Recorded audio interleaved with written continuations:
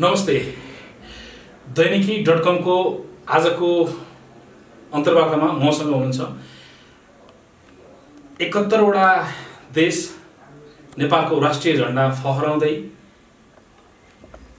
आफ्नै रफ्तारमा हिँड्नुभएको पोखरा निवासी अजित बराल। अजित, यहाँलाई स्वागत छ। नमस्ते। तपाईँ भन्ने बित्तिकै साइकल जोडिनु भयो। हजुर है, पहिला चाहिँ पुष्कर शाहसँग एउटा खालको साइकलको सम्बन्ध थियो नेपालीहरूको। अब चाहिँ अजित बरालसँग पनि त्यो सम्बन्ध बिस्तारै हुर्किँदै गएको जस्तो लाग्थ्यो। एउटा पुष्कर दाइले नै ट्रेन बसालिदिनु भएको हो। पहिलेदेखि चाहिँ खासै त्यति ट्रेन चाहिँ थिएन होइन। एउटा इन्सपिरेसन पुष्कर दाइ पनि भन्नुपर्छ। साइकल जसले साइकल चलाउनुहुन्छ उहाँहरूले ट्रेन, किनकि त्यो ट्रेन साइकल चलाउने, साइकलको इम्पोर्टेन्टदेखि लिएर नेपालमा चाहिँ त्यो ट्रेन चाहिँ पुष्कर दाइले बसालिदिनु भएको हो। र अब मलाई पनि सम्झिनुहुन्छ, खुसी लाग्छ त्यसमा होइन। साइकल भने चाहिँ के हो? साइकल भने जिन्दगी हो भन्छु म चाहिँ। मेरो लागि चाहिँ मेरो एउटा शरीरको अङ्ग जस्तै हो साइकल चाहिँ। र जिउनको लागि अत्यावश्यक चिज जस्तो सास छ त्यस्तै साइकल मेरो पर्सनल हिसाबले चाहिँ जीवन नै साइकल हो भन्छु म। साइकलसँग तपाईँको सपनाहरू, साइकलसँग तपाईँको त्यो बाल्यकाल कसरी बित्यो? साइकलसँगै म अब स्कुल जाँदा पनि साइकल नै प्रयोग हुन्थ्यो होइन। अब सानो 5 इयर्स, म 10 वर्षको हुँदादेखि सुरु हुन्छ साइकल प्रेम चाहिँ। 5 कक्षामा पढ्थेँ। हरेक स्टोरीमा यो चाहिँ जोडिन्छ होइन। र हुन्छ नि, तपाईँको त्यो टिभी च्यानल हेर्थेँ, टिभीमा फिल्ममा चाहिँ तपाईँको भारतीयहरू साइकल लिएर तपाईँको इन्डियाको यो भाग घुमाएछ, त्यो भाग घुमाएछ, कता कता घुमाएछ होइन। अनि एउटा हुन्छ नि लोभ जागेर आउँथ्यो, एउटा रिस जागेर आउँथ्यो कि तिमीहरूले मात्रै होइन नि, हामी पनि म पनि छु, म पनि सक्छु, म पनि देखाउँछु, तिमीहरू मात्रै केही होइन भने त्यो इगो आउँथ्यो होइन। त्यो रिसले चाहिँ अनि त्यहाँपछि साइकल मेरो चाहिँ अफिसियल तरिकाले चाहिँ त्यहाँपछि चाहिँ साइक्लिङ सुरु भयो। अब स्कुल जाँदा साइकल हुन्थ्यो। अब घरबाट निस्केर मम्मीले चाहिँ अब छोरा चिन लिएर आइज भन्दाखेरि त्यही दोकानमा जाँदा नि म साइकलै लिएर जान्थेँ कि त्यसबाट चाहिँ मेरो साइकलको सबै सुरु भयो। हजुर घर चाहिँ पोखरा? हजुर पोखरा, लेक साइड। अनि लेक साइड भन्ने बित्तिकै त अब त्यहाँ त विभिन्न देशीभन्दा बढी विदेशीको एउटा चाहिँ बस्ने ठाउँ हब नै हो। अनि उनीहरूप्रतिको धारणा अथवा उनीहरूसँग चाहिँ त्यो उनीहरूबाट प्रभावित हुनुभयो कि? म चाहिँ उनीहरूबाट भन्दा पनि मेरो बाबा पनि ट्राभलर हुनुहुन्थ्यो, पहिला घुम्नुहुन्थ्यो बाबा पनि। र आउँथेँ म हिपिजहरूकै सङ्गतमा हुन्थेँ। अब त्यो बेला त हिपिज एरा भन्थ्यो, हिपिज टाइम भन्थ्यो होइन। हिपीहरूसँगै हुर्किएँ, खैरी विदेशीहरूसँगै हुर्किएँ। अनि डिफ्रेन्ट खैरीहरू तपाईँको सिल्क रोड हुँदै एउटा ट्रेल छ तपाईँको नेपाल, यो सिल्क रोडको ट्रेल छ, उनीहरू त्यो देश हुँदै साइकल लिएर आउँथ्यो नि त। त्यो बेलामा चाहिँ अनौठो साइकल पनि बच्चै बेलादेखि देख्न पाइन्थ्यो स्कुल पढ्दादेखि साइकल। तर मेरो रियल साइकल प्रेम चाहिँ त्यही टिभी सो जुन सारा च्यानलमा आउँथ्यो, त्यो रिसले नै म पनि तिम्रो मात्रै होइन, म पनि गर्न सक्छु भनेबाट नै मेरो त्यो तपाईँलाई एउटा पोजिटिभिटी। हजुर। हजुर, औपचारिक शिक्षा चाहिँ कतिसम्म? म ब्याचलर ड्रप आउट हो। म चाहिँ ब्याचलर ड्रप आउट। अनि हजुर विश्व साइकल यात्री भनेर अहिले पछिल्लो समय चिन्नुभयो। तर विश्व साइकल यात्री भनेर चिन्नु अगाडि साइकल यात्रा थाल्छु भनेर चाहिँ कहाँबाट थाल्नुभयो? कसरी सोच आयो, कसरी? अब म 5 कक्षामा पढ्दाखेरि त्यही टिभी च्यानलबाट इन्फ्लुएन्स भएर म घर छोडेर भागेँ हिँड्नु साइकल लिएर। 10 रुपियाँ घन्टामा साइकल पाउँथ्यो। 10 रुपियाँ थियो गोजीमा। मम्मीहरू घर हुनुहुन्थेन, बाबा जापान हुनुहुन्थ्यो। त्यो बेलामा म साइकल भाडामा लिएर म काठमाडौँ हिँड्ने। 4 दिनको दिन म काठमाडौँ आएँ। आइसकेपछि चाहिँ म फर्किन पर्यो। मम्मीहरू लिन आउनुभयो। पोखरामा म बच्चामै फेमस भएँ, बाला घराएको सूचना भनेर होइन। त्यो बेलादेखि फेमसको भूत चढिसकेको थियो मलाई चाहिँ। भनौँ न, बाला घराएको सूचना विथ साइकल होइन। अब मलाई मरेकै भनेर खोजेको थिएँ। अनि त्यो बेला त्यतिकै स्टप भयो। स्टप भइसकेपछि 2013 मा अनि कुलपूजामा जाँदा मेरो ढाड डिस्क प्रोल्याप्स भयो। मेरो ढाड भाँचियो। मेरो अझै पनि देब्रे खुट्टा राम्रोसँग काम गर्दैन। साइकलमा पल्टेर होइन, म ओभरवेट बोकेर कुलपूजामा जाँदाखेरि चाहिँ मेरो ढाडको यो स्पाइनल कर्ड चाहिँ क्र्याक भयो। त्यसपछि म 2 वर्ष लगभग प्यारालाइज भएर बसेँ। मेरो साइटिक नर्भ, हामीले साइटिका भन्छौँ नि, साइटिक नर्भ कम्प्रेस भएर म फ्रस्ट्रेट, त्यो लेभल एकदम माथि, फ्रस्ट्रेसनको लेभल माथि नै पुगेर बसिरहेको थिएँ। त्यो बेला साथी आयो अनि घर परिवारले मलाई त्यो जुन मैले 5 कक्षामा पढ्दाखेरि जुन साइक्लिङ काठमाडौँ सुरु गरेँ त्यो मलाई सम्झाइदिन्थ्यो कि उनीहरूले कि त घुम्छु भन्थिस्, त विश्व घुम्छु भन्थिस् होइन। खै त यही हो, त उठ्न पर्यो, त उठ भने कि। त्यहाँपछि चाहिँ मेरो विश्व साइकल यात्रा चाहिँ सुरु भयो। पहिलो देश कहाँबाट सुरु गर्नुभयो? पहिलो देश नेपाल। नेपाल त अवश्य नेपाल होइन, यो भन्नै पहिला चाहिँ भन्छ नि पहिला नेपाल घुम्नु होइन। तपाईँले फर्स्ट कन्ट्री म किनभने इन्डियामा इन्टरभ्यू दिँदाखेरि चाहिँ गयो, इन्डियामा इन्टरभ्यू लियो। अनि उनीहरूले सोध्यो फर्स्ट कन्ट्री के हो भनेर, कुन हो भनेर सोध्यो। हामीले चाहिँ फर्स्ट कन्ट्री त नेपाल इन्डिया हो। इन्डिया हामीले इन्डिया भन्यो अनलाइनमा न्युज आउँदाखेरि अजित बराल फ्रम इन्डिया भनेर आइदियो हामीले फोन गरेर सुधार्नु पऱ्यो कि त्यसपछि चाहिँ अनि मैले अहिले पनि कसैले फर्स्ट कन्ट्री भन्दाखेरि नेपाल भन्छु कि किनभने नेपालमा साइकल नचलाइकन पोखराबाट साइकल नचलाएको भयो भए त नेपालभित्र साइकल नचलाएको भयो त म आउट हुने चान्सै थिएन नि त त्यो भएर फर्स्ट कन्ट्री चाहिँ नेपाल त्यसपछि चाहिँ भारत अनि यो त आर्थिक पक्षसँग जोडिएको कुरा रह्यो हजुर होइन कसरी स्रोत जुटाउनु भयो भन्ने एउटा खालको प्रश्न पनि आउला त्योभन्दा पनि ठुलो कुरा त तपाईँको महत्त्वाकांक्षाले काम गर्ला होइन त्योभन्दा पनि बढी महत्त्वपूर्ण चाहिँ तपाईँको जब स्पाइनल कर्ड जुन चाहिँ एक हिसाबमा शारीरिक रूपमा अशक्त हुने खालको एउटा चाहिँ दुर्घटनै भनौँ न त्यो भइसकेपछि त्यो तीनवटै पक्षलाई कसरी सम्हालेर त्यहाँ मैले हाम्रो पुष्कर शाह दाइले हजुर भनेको एउटा डायलग उहाँलाई त्यो लाइन छ दाइको रक्सीले होइन इच्छा शक्तिले झ्याप हुनुपर्छ भनेर दाइले भन्नुहुन्थ्यो कि त्यो पनि रिमाइन्ड भइरहेको थियो होइन त्यसपछि एउटा इच्छा शक्ति बन्यो नि त एउटा प्यासन बन्यो मैले त्यसमै फोकस गरेँ अब म हिँड्छु भन्ने भयो हिँड्छु भनेपछि मलाई अब आयो कि आर्थिक बाटो आयो आर्थिक बाटो आउँदाखेरि चाहिँ मैले ऋण खोजेँ मेरो कोसँग खोजेँ अनि मैले आफ्नै हजुरबासँग 1 लाख रुपियाँ ऋण हजुरबा मलाई 1 लाख रुपियाँ चलाइदिनु भनेर मागेर मैले अब फोटो खिच्नु पऱ्यो फेरि त्यहाँपछि मैले 25,000को एउटा स्यामसङ राम्रो मोबाइल किनेँ र 75,000ले चाहिँ मैले साइकल यात्रा चाहिँ सुरु गरेँ साइकल त्यो बेला तपाईँसँग कस्तो खालको थियो मसँग एकदम सस्तो खालको साइकल थियो जम्मा 10,000 रुपियाँ पर्ने साइकल थियो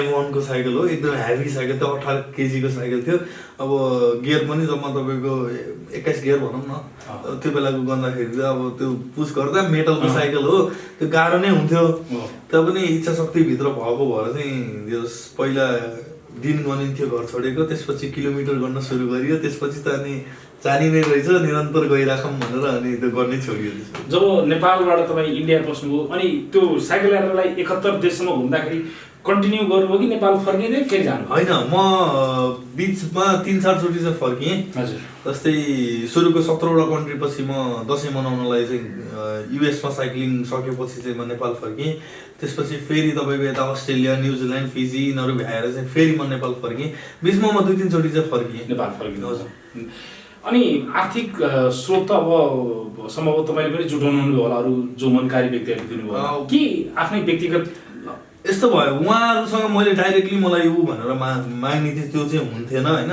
तर उहाँहरूले मेरो घर आइदिए बसेको पैसा सेभ भयो मेरो घर खाना खाइदिएन खाएको पैसा सेभ भयो जहाँ जान्छ चिया ऊ हुन्छ चिया दिनुहुन्छ उहाँले चिया खायो चियाको पैसा सेभ भयो कुनै मनकारी व्यक्तिहरूले चाहिँ अब भनौँ न म्यानमार त्यसपछि गएर ताइवान अनि यो देशहरूमा चाहिँ अब इभन जापानमा नेप्लिज कम्युनिटीहरूले चाहिँ हेल्प गरेर हल्का सहयोग आर्थिक सहयोग चाहिँ गर्नुभएको थियो तर आर्थिक सहयोग भन्दा पनि सबसे ठुलो सहयोग भनेको तपाईँलाई नैतिक सहयोग हो कि यदि कसैले नैतिक सहयोग गर्छ अगाडि बढ्नलाई हुन्छ नि केही शब्द भनेर तपाईँलाई अझै अगाडि बढ्ने जोस आउँछ भने चाहिँ त्यो ठुलो सहयोग हो त्यही ठुलो सहयोगले चाहिँ म अगाडि बढ्या हो र म अहिले तपाईँले मलाई सम्झाइदिनु भयो होइन म फेरि पनि बाहिर बस्ने एनआरएललाई धन्यवाद दिन चाहन्छु नेपाली कम्युनिटीहरूलाई धन्यवाद दिन चाहन्छु उहाँहरूले गर्दा नै होइन मैले चाहिँ यात्रा गर्न चाहिँ म सफल भएको हो जसको साथ सहयोग एउटा खालको सद्भाव रह्यो उहाँहरूप्रति हामी सदैव कृतज्ञ रहनुपर्छ र नेपाली हुनुको नाता जुन नेपालको राष्ट्रिय झन्डा फहराउँदै तपाईँ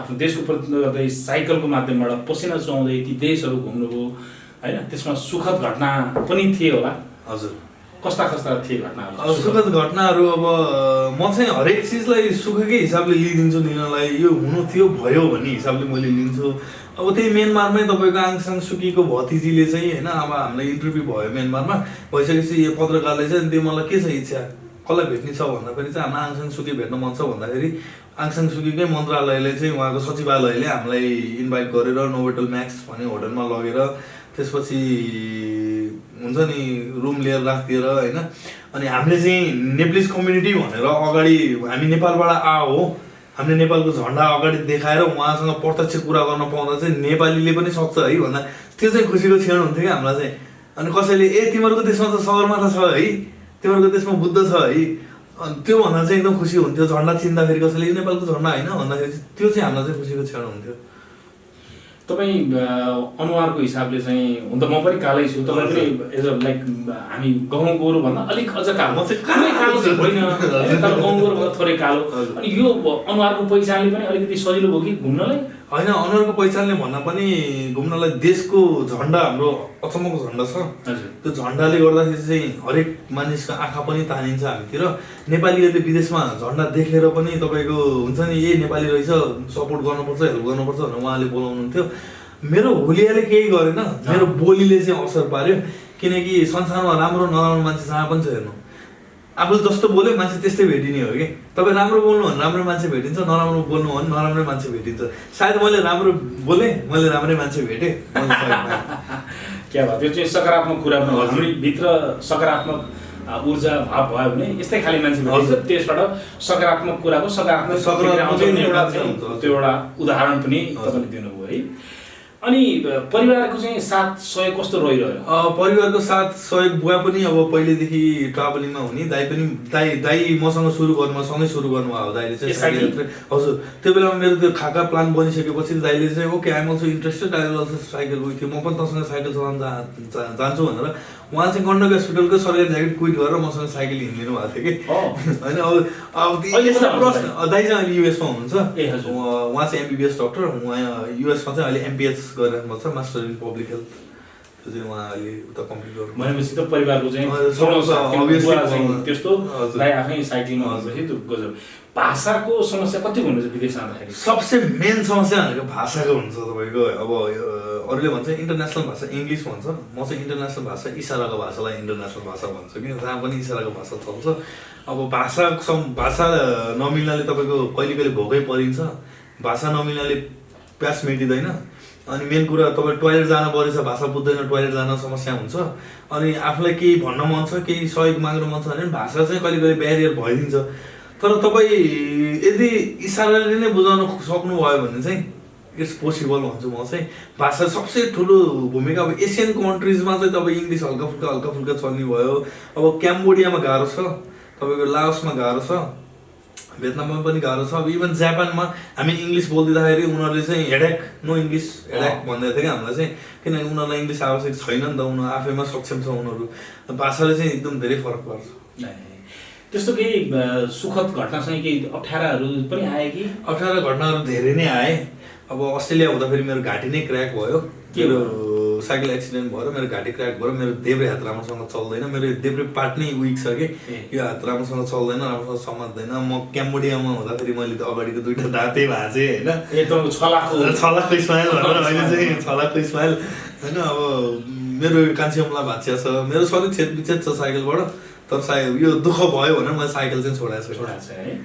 एक हिसाबले कम्मरदेखि मतलब मेरो वान लेफ्ट साइड चाहिँ विक तपाईँ हार्नु भएको छ। साइकल अझै प्रेम गर्नु अझै मजाले, किनकि मलाई उठ्नलाई म लगभग प्यारालाइजको स्टेटमा हुँदाखेरि मलाई उठ्नलाई हेल्प गरेर साइकलले हो, मेरो खुट्टा ठिक बनाएको साइकलले हो।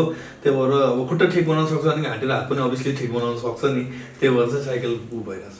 ल तपाईँको अझ स्वास्थ्य लाभको पनि कामना गरौँ, अझ तन्दुरुस्त भएर होइन नेपाल लगायत फेरि अरू देश जहाँ घुम्न तपाईँको चाहना छ त्यहाँ जान अझ सबल भएको देख्न पाइयोस् होइन। तपाईँको पैतालाहरू नरोकियोस्, त्यो मेरो तर्फबाट शुभकामना पनि छ।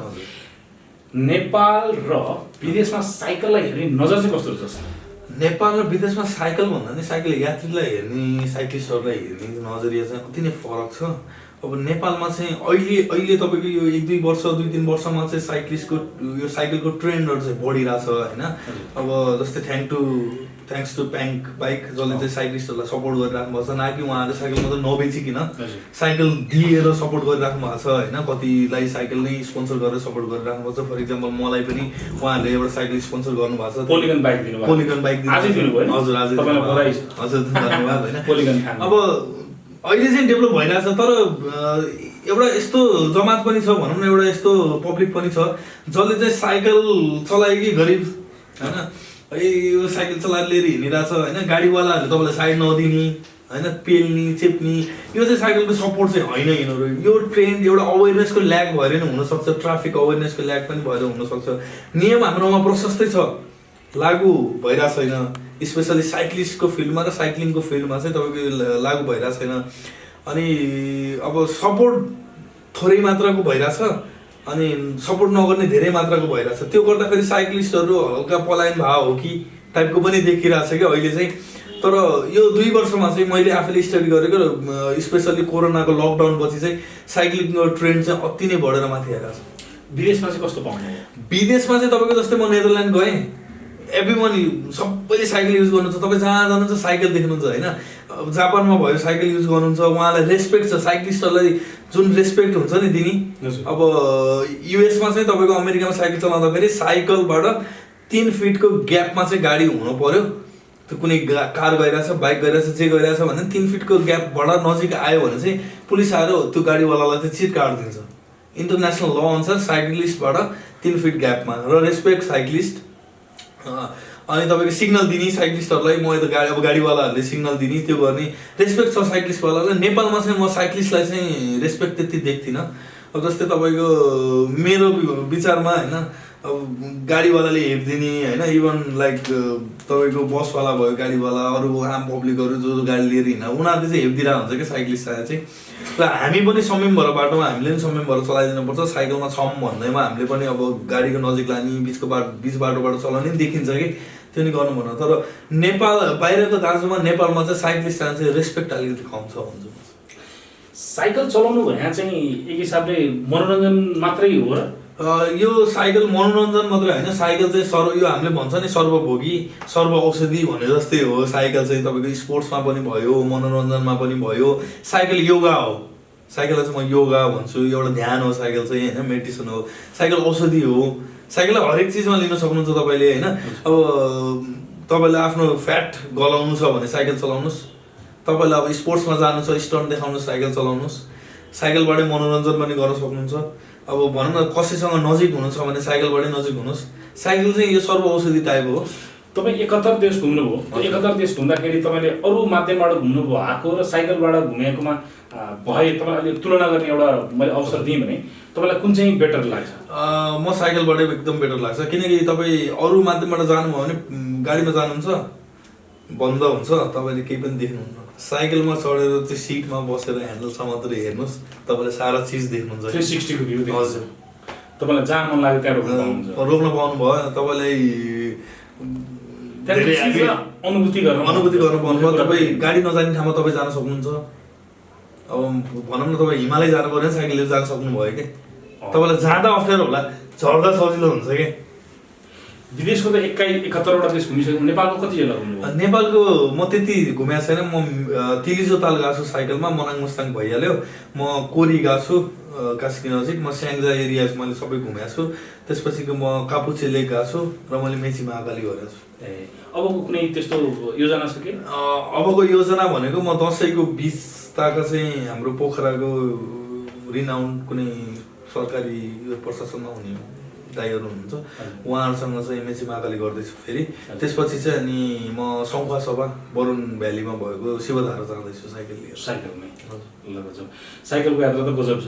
अनि पारिवारिक चिजहरू अब तपाईँको व्यक्तिगत केही छ त्यस्तो? सब ठिक छ भन्छु म चाहिँ। हैन मतलब बिहे गर्नुभयो भएको छैन अथवा अरूले सोध्ने क्वेसन? यसलाई चाहिँ म अरूलाई चाहिँ लेट्स किप इट अ सिक्रेटै भनिदिरहेको छु। यसलाई चाहिँ सिक्रेटै राखिदिएको छु। मलाई धेरै क्वेसन आइरहन्छ कि फेसबुकमा, मतलब यत्रो साइकल घुम्ने मान्छे बिहे गरेको छैन अथवा म पो बिहे गर्न चाहन्छु भन्ने कोही मान्छे होइन, मलाई धेरै क्वेसन आइरहन्छ। यसलाई चाहिँ म सिक्रेटै राखिदिरहेको छु होइन। अब मलाई फेसबुकमा, टिकटकमा, इन्स्टा, व्हाट्सएपमा मेसेज आइरहन्छ कि दाइ तपाईँ म्यारिड हो, तपाईँ अनम्यारिड हो, दाइ तपाईँको गर्लफ्रेन्ड छ कि छैन? लेट्स किप इट अ सिक्रेटै भन्छु, यसलाई चाहिँ म सिक्रेट राखिरहेको छु। यसमै मजा हो। हजुर, मान्छेलाई हुन्छ नि लाइक एउटा क्वेसन भइरहेको छ कि, एउटा एटेन्सन भइरहेको हुन्छ कि मान्छेलाई, क्वेसन भइरहेको हुन्छ, खुल्दुली भइरहेको हुन्छ नि, म त्यो खुल्दुलीमै राखिदिन चाहन्छु मान्छेहरूलाई। अब जीवनलाई तपाईँले यत्रो 34 वर्ष हुनुभयो भन्नुभयो, 34 वर्ष भने लगभग सक्रिय जीवनको चाहिँ मध्य खालको भनौँ न, त्यसरी परिभाषित गर्दाखेरि जीवनमा अब गर्न बाँकी के जस्तो लाग्छ? अब यस्तो छ, जीवनमा गर्न बाँकी धेरै छ र गर्न बाँकी कम पनि छ फेरि एकैसाथमा। म अरूले मलाई हुन्छ नि, मैले तपाईँलाई एज सोध्नु पऱ्यो भने हाउ ओल्ड आर यु सोध्दिनँ क्या मैले, हाउ यङ आर यु भनेर सोध्छु।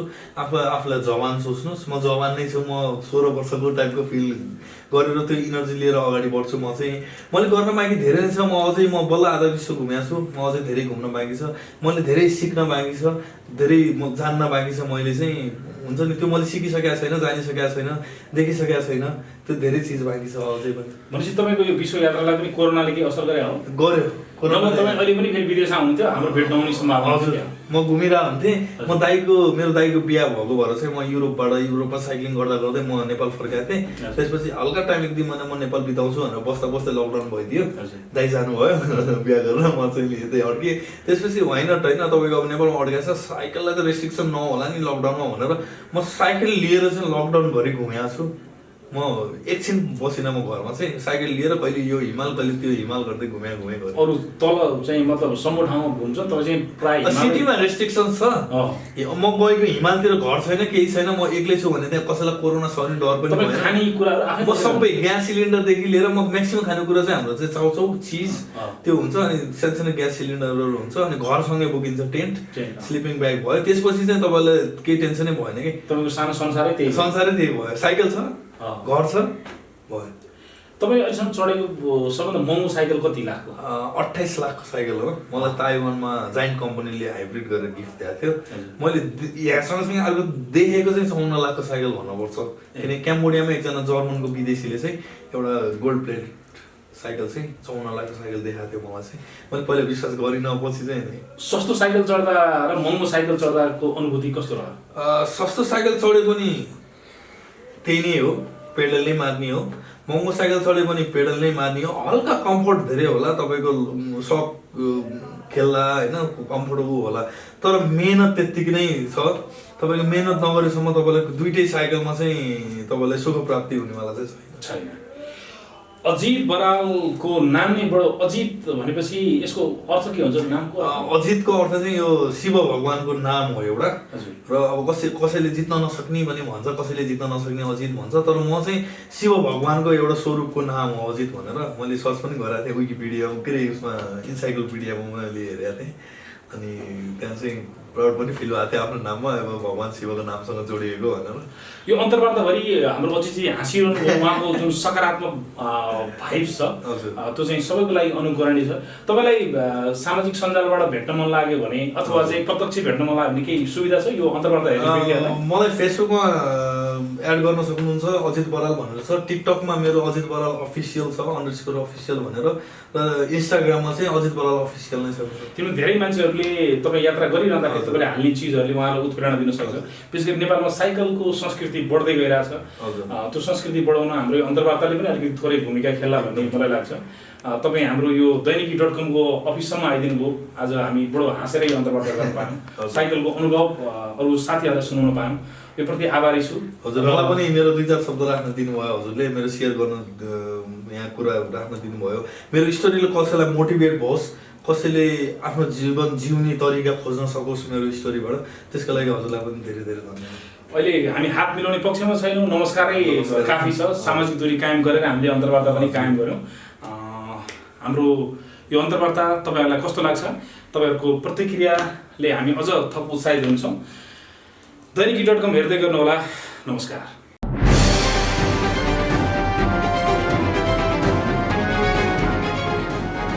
तपाईँको सूचनाको साथी दैनिकी.com।